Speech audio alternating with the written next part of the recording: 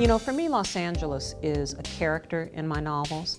I'm a native. My parents both were not natives of Los Angeles, and so my sense of LA history is framed and is kind of refracted through their eyes. I would say, number one, Wanda Coleman is a huge inspiration for me. She is an LA treasure. I feel like she is, you know, the poet laureate of Los Angeles. I started out to be a musician. I was going to be a concert violinist, and I was a pianist, and I had to give it up in my teenage years following an illness. So similar to jazz musicians who hear the rhythms of the city, I hear the rhythms too. But since I opted to become a writer, I wanted to get those rhythms into my language. You know, the sounds of LA. Writing about Black Los Angeles gave me an opportunity, Black Hollywood in the second book, Stormy Weather, gave me an opportunity to write about Blacks' role in filmmaking. And so there were many people who said, wow, I had no idea. You know, I didn't know that there were all of these Black filmmakers in the 30s, because I write about a man who's a contemporary of theirs. The first thing that popped into my mind was Zora Neale Hurston's quote about that the Black woman is the donkey of the earth, and it's such a cynical point of view. But at times you can feel that when you look at film, for example, and you feel misrepresented, or even white female images of just the girlfriend or sort of the prop or the trophy.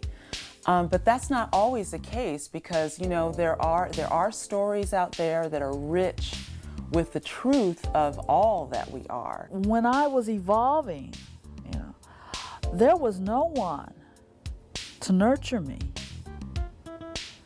So I had to kind of find my path. There was no core, no center, no heart, no plaza. So the automobile made it possible for me to pursue my muse, so to speak. And I could only pursue it to the extent that I had the gas money. I think what we do is we, on some very basic level, tell readers that your experience is valid. We're telling them that your lives matter, that someone notices you and notices the particularity of your life.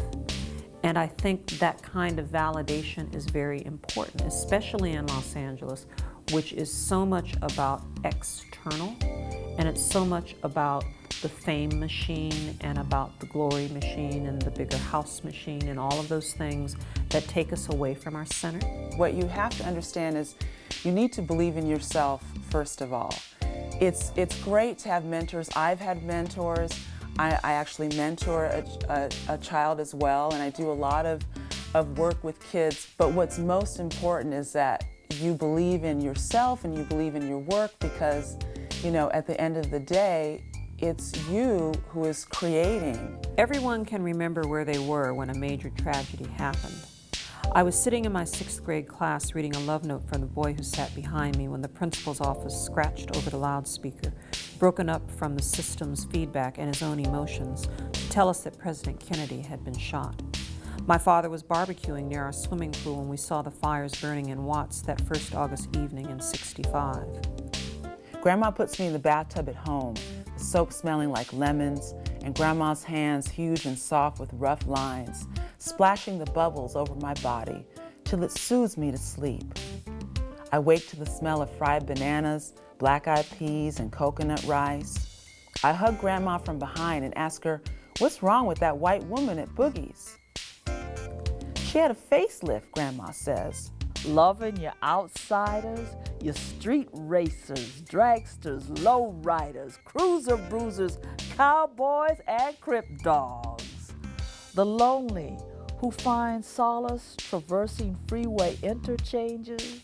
The lonely who drive slowly, seeking the answer in shadowy doorways, off alleys, on gas station service lots after closing. The lonely who get off on eyes found only in the dark corners of certain clubs. LA, you hot, but you're too damned cold to